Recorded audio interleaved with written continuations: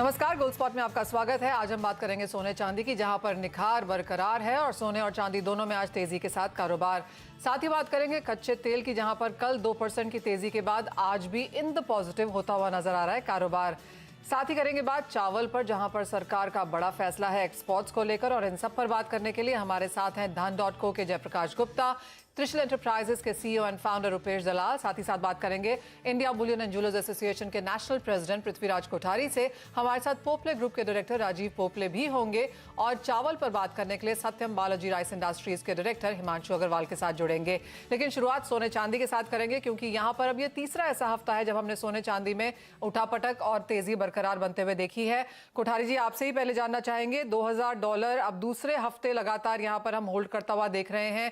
आज फिर से तेजी देखने को मिली है, करीबन 350 रुपए की तेजी के साथ, आधे % की बढ़त के साथ यहां पर सोने में कारोबार। क्या क्यूज हैं? आज यूएस का इन्फ्लेशन डेटा भी है और बाजार को अब लगता है कि 25 बेसिस पॉइंट की रेट हाइक अब यहां पर तय है। देखिए, सबसे बड़ी बात है कि आज जो सीपीआई डेटा के ऊपर उस पर डिपेंड करता है कि इन्फ्लेशन का उनका जो है वो उसका डेटा क्या डिपेंड करता है। और रही बात कि अभी भी ऐसा बहुत से लोगों का मानना है कि 0.25% रेट इंक्रीज होगा जो 3 मई को एफओएमसी की जो मीट्स है उसमें, और बहुत से लोगों का है कि उसको होल्ड पे रखेंगे। तो इस हिसाब से मार्केट के अंदर अनसर्टेनिटी काफ़ी ज़्यादा है। जो गोल्ड आपने देखा था जो मंडे को ऑलमोस्ट $2000 के नीचे आ गया था और वो वापस बढ़ के $2020-22 के आसपास अभी ट्रेड कर रहा है। तो मुझे लगता है कि सीपीआई डेटा तक थोड़ा अनसर्टेनिटी रहेगा, बट तो मुझे लग रहा है कि डेटा अच्छा होना चाहिए और थोड़ा गोल्ड में वापस से 2000 के आसपास का करेक्शन आना चाहिए। तो क्या रेंज बनती हुई देखेंगे फिर कोठारी जी? और जैसे आपने कहा, ऑफ कोर्स आज इन्फ्लेशन, 3 मई को यूएस फेड की मीटिंग, तो उठापटक यहाँ पर 3-4 मई तक तो जारी रहेगी। बाजार उसको रिएक्ट भी करेगा, आगे की स्टेटमेंट्स कैसे आती हैं उस पर भी नजर रहेगी। लेकिन एक रेंज अगले एक महीने के लिए फिर क्या बन सकती है? देखिए, रेंज में तो मेरे हिसाब से ऊपर में $2100 मैं ऊपर में देख रहा हूँ, नीचे में 1920 से $1950 की रेंज देख रहा है, यानी 1920, 1950 टू 2100। क्योंकि गोल्ड अभी भी मुझे नहीं लग रहा है कि कहीं पे भी गोल्ड और सिल्वर के अंदर एक करेक्शन का होप है, no doubt, but overall bullish trend ही है। क्योंकि अभी भी सब अनसर्टेनिटी है। डॉलर के अगेंस्ट में उनको हेज करना है तो सिर्फ इंस्ट्रूमेंट एक ही है, गोल्ड है। बाकी कोई सेफ करेंसी में कहाँ पे पार्क करे, वो सबसे बड़ा इश्यू होता है। अगर कोई अनसर्टेनिटी नहीं आती है तो गोल्ड $1950-1900 का सपोर्ट गिना जाता है और ऊपर में मुझे $2100 गोल्ड लगा। अगर ऑल टाइम हाई क्रॉस किया तो $2150 भी चला जाएगा। बट अभी भी ट्रेंड पॉजिटिव ही है, नो डाउट। यहाँ लोकल मार्केट में, फिजिकल में कहीं पे भी डिमांड नहीं है, बट ओवरऑल है पॉजिटिव ट्रेंड। बट फिजिकल उसको सपोर्ट नहीं कर रहा है मार्केट। तो मुझे लगता है कि काफी वॉलेटिलिटी मार्केट में रहेगी। लोग सब लॉन्ग में बैठे हैं। आरएसआई ऑलमोस्ट 70 के ऊपर आ गया, तो ऑलमोस्ट सभी ओवरबॉट के अंदर है। तो मुझे लग रहा है कि कहीं ना कहीं करेक्शन का भी होप है। अगर डेटा अच्छा आ जाता है तो गोल्ड वापस $2010-2015 वापस दिख सकता है। और 51 हफ्ते के हाईज पर कॉमेक्स की चांदी, इसे कैसे देखते हैं आप? चांदी, देखिए, चांदी में मैं काफी बुलिश हूं। अभी फंड भी चांदी को धीरे धीरे उसको बाय कर रहे हैं। तो अगर चांदी आप देखेंगे तो आई शेयर्स के अंदर भी ऑल टाइम हाई के ऊपर है। और चांदी मुझे लग रहा है कि कहीं ना कहीं ये धीरे धीरे बढ़ के $30-32, $35 भी जा सकती है। और रुपी टर्म्स में मैं पहले ही कह रहा हूँ कि मुझे 6 डिजिट चांदी लग रही है। अब 77-78 की तो कॉस्टिंग आ रही है। 10,000 रुपीज आज के हिसाब से अगर आप देखो तो 10,000 प्लस कस्टम्स ड्यूटी हो गई है। तो मुझे लगता है चांदी धीरे धीरे 6 डिजिट में भी आ जाएगी चांदी। ओके, राजीव पोपली भी हमारे साथ मौजूद है, डायरेक्टर पोपली ग्रुप के। राजीव जी, आपका व्यू क्या है? इनफैक्ट व्यू तो ये निकल कर आ रहा है कि भले ही लॉन्गर टर्म आउटलुक पॉजिटिव हो, लेकिन शॉर्ट टर्म में थोड़ी चॉपीनेस गोल्ड में देखने को मिल सकती है। आपका व्यू प्राइसेस पर? और साथ ही पृथ्वीराज जी ने तो कहा कि फिजिकल डिमांड तो बिल्कुल है नहीं इन स्तरों पर। आप बताइए, फिजिकल मार्केट का क्या हाल है? अगर फिजिकल बाइंग नहीं हो रही तो क्या इन्वेस्टमेंट बाइंग हो रही है इन लेवल्स पर? या मनीषा, गोल्ड काफी चॉपी हुआ है पास्ट 10 डेज में। तो ऑब्वियसली एक कंज्यूमर होल्ड अप हो जाती है at this point of time कि उनको स्टेबिलिटी ज्यादा पसंद है, भले ऊंचे भाव में। But anything which is stable is always welcome. Important point है कि हमारे लिए नेक्स्ट वीक अच्छी तिथि है एंड ये एक इम्पोर्टेंट एस्पेक्ट होती है फेस्टिव बाइंग के लिए, ऑस्पिशियस बाइंग के लिए। सो ये हमारे लिए काफी इम्पोर्टेंट एस्पेक्ट है from consumer demand point of view. And भले थोड़ा सा ही बट ऑस्पिशियस बाइंग जरूर होती है अक्षय तृतीया के लिए। सो ये एक इम्पोर्टेंट एरिया होगा हमें मार्केट गेज करने के लिए कि किस भाव पे अक्षय तृतीया होल्ड अप होती है फाइनली। तो आप एक्सपेक्ट कर रहे हैं कि अक्षय तृतीया के मौके पर बाइंग होगी डिस्पाइट प्राइसेस इन्हीं लेवल्स के आसपास बने रहे? क्या एक्सपेक्ट कर रहे हैं इनिशियल ट्रेंड्स को देखते हुए? गोल्ड बुकिंग जैसे हम पहले से शुरू कर लेते हैं अक्षय तृतीया के लिए, ये हमारी शुरू हो चुकी है। सो गोल्ड कॉइन्स हो या स्मॉलर पीस ऑफ ज्वेलरी जो हम ऑस्पिशियस बाइंग के लिए जरूर लेते हैं, ये शुरू हो चुकी है। तो हमें ऑब्वियसली पॉजिटिव एस्पेक्ट है अक्षय तृतीया के लिए, भले क्वांटिटी कम हो but more consumers will come up to buy that little auspicious gold which is required. तो ये काफी ऑप्टिमिस्टिक एरिया है हमारे लिए। राजीव, पिछले हफ्ते जिस तरह से हमने ऑल टाइम हाइज बनते हुए देखे, माना ये जा रहा था कि नियरली 70-80% का decline week on week footfalls में और खरीदारी में देखने को मिला है। क्या उसमें कुछ बेटर नंबर्स अब होते हुए नजर आए हैं? जैसे अक्षय तृतीया आगे आएगा ऑब्वियसली हमें इससे बेटर नंबर्स ही आएंगे। ये नॉर्मल ह्यूमन सिनेरियो है कि होल्ड अप हो जाती है जब सडन प्राइस इंक्रीज होती है। 61,000 was a sudden increase for us. तो कंज्यूमर्स भी थोड़ी देर रुक जाते हैं because there is no desperation to buy immediately as a occasion, but it's a natural tendency कि कंज्यूमर्स होल्ड करके फिर स्टेबल प्राइस पे बाय करते हैं। ऑलराइट, कोठारी जी, आप कैसे देखते हैं एज ऑफ नाउ? क्या मार्केट में डिस्काउंट्स चल रहे हैं और आपको भी लगता है अगले हफ्ते अक्षय तृतीया की मांग निकलेगी बेहतर? देखिए, इस टाइम में सबसे माइनस पॉइंट ये है कि अक्षय तृतीया को लगन नहीं है। नहीं तो इस आज के दिन में almost 1 million to 2 million marriages होते हैं in the same auspicious day. तो सबसे बड़ा दिन गिना जाता है, बट इस साल में एक भी मैरिजेज अक्षय तृतीया को नहीं है। सेकंड चीज है जो HYD का जो इश्यू चल रहा है, उसके रहते बहुत से ज्वेलर्स लोग पैनिक सिचुएशन में बिजनेस कैसे करें उनका अभी तक पता नहीं चल रहा है। तो लॉट्स ऑफ कंसाइनमेंट सारे मार्केट में उनके सब बिकने को आ रहे हैं। मार्च एंड के टाइम में भी आए थे, अभी भी आ रहे हैं। तो ये डिस्पैरिटी ऐसी की ऐसी चलती रहेगी। अभी भी $20-22 बिल में है और कैश में $60-65 डिस्काउंट चल रहा है। तो ये डिस्काउंट एट इजी रहेंगे। चांदी के अंदर $100 डिस्काउंट चल रहा है कैश के अंदर। तो ये काफी पैनिक सिचुएशन चल रही है। तो मुझे लगता है कि और अनफॉर्चुनेटली अक्षय तृतीया को मैरिज नहीं होने के बाद में उतना डिमांड नहीं होगा, बट ऑस्पिशियस डे पे जो बाइंग होती है, जो लोग बाइंग करते हैं लाइक ETF करते हैं, सॉवरेन गोल्ड बॉन्ड में करते हैं, फिजिकल करते हैं, डिजिटल गोल्ड करते हैं, जो बाइंग थोड़ी बहुत होगी वो बाइंग होगी। बट जो मेजर बाइंग जो मैरिज की होती थी, जो सबसे बड़ी आज इंडस्ट्री अपनी है, वो बाइंग इसमें इस अक्षय तृतीया के दिन में शादी नहीं होने की वजह से, और मैरिजेस सब 4 मई के बाद में स्टार्ट हो रही है। तो उसके बाद में मैरिजेस का सीजन है, बट ओवरऑल अक्षय तृतीया को नहीं होने की वजह से थोड़ा इम्पैक्ट उस पर आ जाए। ओके, चलिए, शुक्रिया पृथ्वीराज कोठारी जी और राजीव पोपली जी आपका भी व्यूज अपने देने के लिए। तो जैसे कि बताया यहाँ पर पृथ्वीराज कोठारी ने भी कि अक्षय तृतीया के मौके पर शादी ना होने की वजह से बहुत ज्यादा बाइंग की एक्सपेक्टेशंस तो नहीं है। जो ऑस्पिशियस वाली नेसेसिटी बाइंग होगी वो जरूर देखने को मिल सकती है। लेकिन प्राइसेस पर भी व्यू ले लेते हैं, स्ट्रैटेजीज पर भी फोकस करते हैं। जय और रुपेश हमारे साथ बने हुए हैं। जय, नमस्कार। आपने सुना पृथ्वीराज कोठारी जी को, जो शुरुआत में उन्होंने कहा गोल्ड के प्राइसेस नियर टर्म में चॉपी रह सकते हैं, हल्का करेक्शन आ सकता है। आपका भी क्या सिमिलर व्यू है? आप क्या रेंज एक्सपेक्ट कर रहे हैं और क्या स्ट्रैटेजी रेकमेंड करेंगे? जी, गुड मॉर्निंग दीपाली। देखिए, जो कोठारी जी ने कहा मैं उससे सहमत हूँ। देखिए, शॉर्ट टर्म में यहाँ पे प्राइसेस इतने हाई लेवल पे हैं कि यहाँ पे रिटेल बाइंग निकल के आना थोड़ा सा टफ है। हालांकि जो अनसर्टेनिटी बनी हुई है उसके कारण इंस्टीट्यूशनल बाइंग यहाँ पे कंसिस्टेंटली देखा जा रहा है। देखिए, 2-3 फैक्टर्स हैं जो गोल्ड के प्राइसेस को सपोर्ट कर सकते हैं और नए हाई बनाने में हेल्प कर सकते हैं। पहला है जो डी डॉलराइजेशन का बात चल रहा है। अगर उसके कारण यहाँ पे डॉलर में कोई भी डिस्ट्रप्शन होता है तो the next big move will come only in gold, क्योंकि गोल्ड ही एक ऑल्टरनेटिव है आज के दिन में डॉलर का। सेकेंड, जो आज इन्फ्लेशन के नंबर्स हैं, फेड मिनट्स के नंबर्स हैं, और कल जेनेट येलेन का जो बयान था कि यूएस इकोनॉमी बहुत ही एक्सेप्शनली परफॉर्म कर रहा है, तो इससे ये सिग्नल मिलता है कि आई थिंक वहां पे अभी भी हर चीज परफेक्ट है, वहां पे कोई स्लो डाउन की उम्मीद नहीं देखी जा रही है। तो इसके तर्ज पे आज इन्फ्लेशन का नंबर को वॉच करना बहुत क्रूशियल रहेगा, क्योंकि जो फर्दर रेट हाइक्स और फर्दर स्टैंड फेड के तरफ से होंगे वो डिपेंड करेगा कि आज इन्फ्लेशन नंबर्स किस तरह से आते हैं। तो थोड़ा सा शॉपीनेस जरूर रहेगा मार्केट पे। आई थिंक लोअर साइड में 59,800, 60,000 ये लेवल मान के चला जा सकता है। हायर साइड में मोमेंटम बहुत तेजी का है, लेकिन अगेन यहाँ पे कॉशियसली ट्रेड करने की जरूरत है। आप डिसिप्लिन के साथ काम करें, स्टॉप लॉसेस जरूर रखें, स्पेशली जो रिटेल इन्वेस्टर्स जो कैरिड अवे हो जाते हैं जब मार्केट नया हाई बनाता है।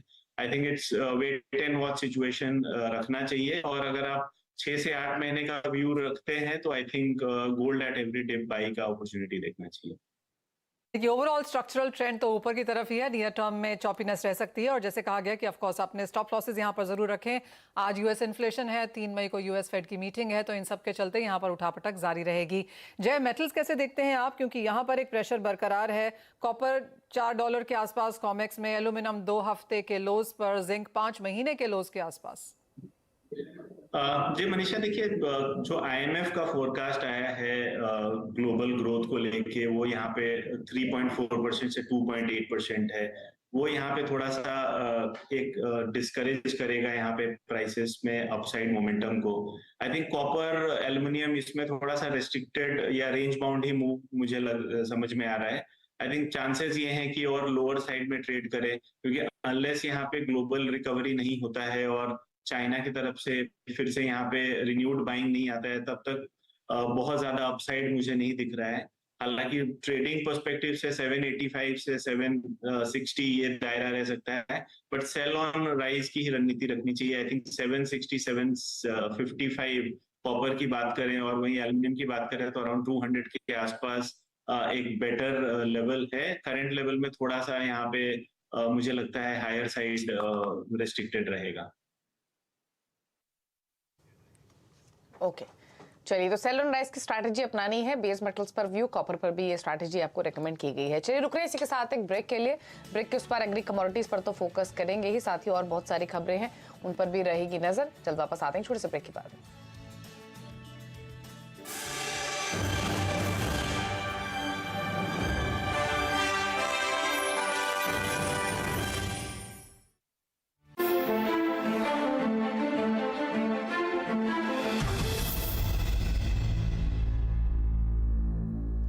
स्वागत है आपका। बात अब यहाँ पर चीनी की कर लेते हैं, जहां पर लगातार तेजी बनी हुई है। अंतर्राष्ट्रीय बाजारों में रॉ शुगर के प्राइसेस अब 11 साल के हाईज पर हैं, और हम पहले मैरिक्स से बात कर रहे थे, जिनका कहना है कि जो करंट 24 सेंट पर पाउंड का भाव चल रहा है वो आगे बढ़कर 27 से 28 सेंट भी जा सकता है, यानी कि तेजी अभी यहाँ पर भी बरकरार है। यहाँ पर रुपेश, अगर भारतीय बाजारों की बात भी करें तो पिछले 7-8 दिनों में करीबन 6% की तेजी हमने भारतीय बाजारों में भी चीनी में आते हुए देखी है। कैसे देखते हैं आप ये कमोडिटी? चीनी की जो बात करें तो अभी जो अर्ली लोडिंग की बात आई है तो गर्मी वाली सीजन और बढ़ेगी ऐसी अंदाजा है, और गर्मी में शुगर का कंजम्पशन बहुत बढ़ता है, तो वो इम्पैक्ट है। सामने डिमांड ऑलरेडी शुरू हो गई है ऊंचे भाव होने के बावजूद भी। इंटरनेशनल मार्केट से ऑलरेडी पॉजिटिव न्यूज आना चालू हो गया, ऑल टाइम हाई पे है। यहाँ पे भी अगर देखें तो लास्ट 10 to 15 डेज में महाराष्ट्र में 200 रुपीज के आसपास पर क्विंटल की तेजी आ चुकी है। यूपी की साइड 300 रुपीज के आसपास की तेजी ऑलरेडी आ चुकी है बाजार में। सेंटिमेंट अभी भी बुलिश है, और ये जो अगर अल्नीनो आता है और शुगर केन का जो प्रोडक्शन होता है वो खरीफ में माना जाता है, तो अल्नीनो का इम्पैक्ट डायरेक्टली शुगर केन के प्रोडक्शन पे हो सकता है। वो भी एक रीजन के हिसाब से मार्केट में सेंटिमेंट तेजी का बना हुआ है। एट प्रेजेंट तो मुझे लग रहा है सरकार की तरफ से दिक्कतें और बढ़ने वाली है, बिकॉज एक और कमोडिटी जो एसेंशियल कमोडिटीज में गिनी जाती है शुगर, उसमें भी भाव बढ़ना चालू हो गए हैं, और अभी मुझे लग रहा है और 100 से 150 रुपए पर क्विंटल की तेजी नेक्स्ट 10 to 15 डेज में देखने को मिल सकती है। क्लियरली ये बहुत अच्छी खबर नहीं है जिस तरह के चीनी के भाव बढ़े हैं और आगे और बढ़ सकते हैं। स्पेशली ये वो कमोडिटी है जो एथेनॉल में डाइवर्जेंस के तौर पर भी देखी जा रही है, तो ये इंडस्ट्री आगे जाकर ऑफ कोर्स माना तो ये भी जा रहा है कि कुछ पॉलिसी चेंजेस भी यहाँ पर होते हुए आगे शायद देखने को मिल सकते हैं। ये तो बात हुई चीनी की। एक और चीज है चावल को लेकर, और हिमांशु आपका स्वागत है कार्यक्रम में। जो कल रात को यहाँ पर सरकार की तरफ से नोटिफिकेशन आया है, जहां पर हमने हस्क राइस की एक्सपोर्ट ड्यूटी स्क्रैप ऑफ होते हुए देखी है, क्या है इसके मायने, किस तरह का एक्सपोर्ट हम देख सकते हैं, कैसे देखते हैं आप सरकार का यह डिसीजन?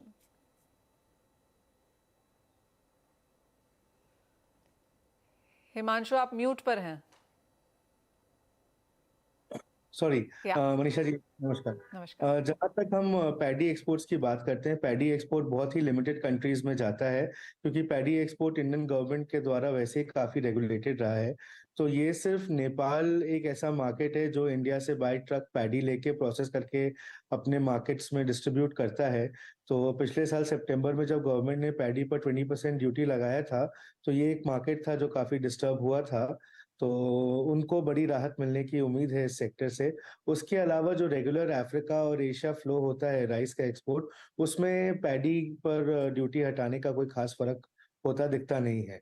मार्केट में एक्सपोर्ट के फिगर्स काफी ज्यादा डाउन हो चुके हैं जब से गवर्नमेंट ने ड्यूटी लगाया है और ब्रोकन राइस एक्सपोर्ट पर बैन लगाया है।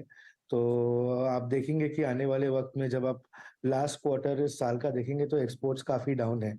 आप नंबर ऑफ वेसल्स जो अभी पोर्ट पर खड़े हैं काफी कम है। ओके तो हिमांशु फिर क्या एक्सपेक्ट करना चाहिए एक्सपोर्ट नंबर्स को लेकर इनिशियली? और दूसरी बात, जब भी डिसीजन लिया गया था तो डोमेस्टिक प्राइसेस को अंडर चेक रखने के लिए लिया गया था, प्राइसेस पर कोई इम्पैक्ट देखते हैं फिर यहाँ से? डोमेस्टिक प्राइसेस पे क्योंकि इथेनॉल को लेकर काफी ज्यादा गवर्नमेंट का पुश है, तो काफी ज्यादा ब्रोकन राइस इथेनॉल मार्केट के लिए ऑलरेडी डाइवर्ट होना चालू हो चुका है। तो जहां हमने 21 मिलियन टन का एक्सपोर्ट देखा था, उस पर डेफिनेटली हम 25 से 30% की गिरावट देख सकते हैं इस साल। और आने वाले समय में ये वापस जो प्री कोविड लेवल्स थे हमारे 10 से 11 मिलियन टन का राइस एक्सपोर्ट, आई थिंक हम वहां पर वापस अपने आप को जाता देख रहे हैं। क्योंकि जब से प्रधानमंत्री ग्राम कल्याण अन्न योजना पर गवर्नमेंट ने अंकुश लगाया है, तब से काफी रिस्ट्रिक्टेड अवेलेबिलिटीज हो गई हैं मार्केट में। And Indian prices after duty have become slightly less competitive in international market. जैसा कि आज भी न्यूज में आया था कि गवर्नमेंट को शायद 8,000 करोड़ के आसपास का duty collection non basmati export से मिलेगा। तो ये सब मद्देनजर रखते हुए एक्सपोर्ट्स के नंबर्स बहुत ज्यादा अच्छे नहीं दिख रहे हैं आने वाले समय में, अनलेस गवर्नमेंट कोई और अपने डिसीजंस चेंज करे या अपना स्टैंड बदले गैर बासमती निर्यात के प्रति। In sense of numbers Himanshu, पिछले साल राइस एक्सपोर्ट नियर रिकॉर्ड था 22.2 मिलियन टन। इस साल क्या एक्सपेक्ट कर रहे हैं? जब आप कह रहे हैं कि नंबर्स कम रह सकते हैं, कोई फिगर है जो आपके पास हो? 16 मिलियन। सॉरी, 15 से 16 मिलियन होता वो 15 से 16 मिलियन टन क्या? ओके, काफी अच्छी गिरावट, बहुत ज्यादा अच्छी गिरावट, जी हाँ। एंड ग्लोबल मार्केट्स में हमने चावल के प्राइसेस काफी गिरते हुए देखे हैं, क्या वैसा ट्रेंड इंडियन मार्केट्स में भी है? ग्लोबल मार्केट में बिकॉज ऑफ ड्यूटी हमारे प्राइसेस काफी ज्यादा बढ़े हैं पिछले 3 महीनों में अगर हम बात करें तो। एंड डिमांड में भी अच्छी खासी गिरावट हमें देखने मिल रही है। And because of international banking liquidity बहुत जो उत्साह था पिछले साल राइस मार्केट में, वो डेफिनेटली उसमें काफी अच्छी खासी कमी दिख रही है। तो मुझे ऐसा लगता है कि आने वाले समय में हम प्राइसेस ऊपर जाते हुए देखेंगे, क्योंकि डिमांड्स अभी काफी कम है। But Africa and Asian markets वापस आएंगे तो वी विल सी कि प्राइसेस वापस से थोड़े ऊपर जा रहे हैं। ओके रुपेश, आपका व्यू क्या है प्राइसेस पर?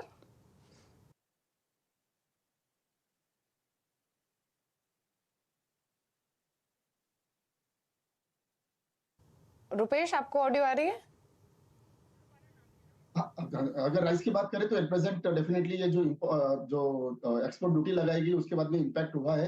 प्राइसेस डेफिनेटली चेक हुए हैं, मतलब जो गवर्नमेंट का इंटेंशन था कि प्राइस को कंट्रोल करने का, वो उसमें मुझे लग रहा है कि गवर्नमेंट सफल हुई है।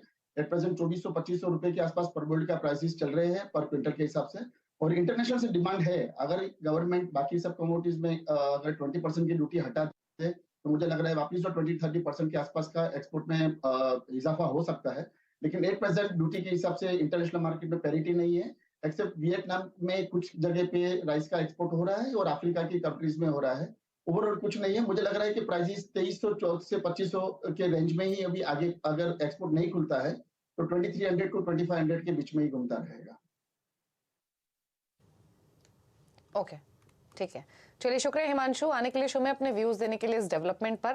लेकिन आगे बढ़ेंगे, एग्री कमोडिटीज का हाल देखेंगे तो स्पाइसेस के पैक में थोड़ी सी नरमी स्पेशली जीरे में देखने को मिल रही, जहां पर हमने रिकॉर्ड हाईज लेवल्स आते हुए देखे थे, अब थोड़ा सा ऊपरी स्तरों से हल्का हो रहा है। रुपेश, क्या व्यू जीरे पर इन लेवल से?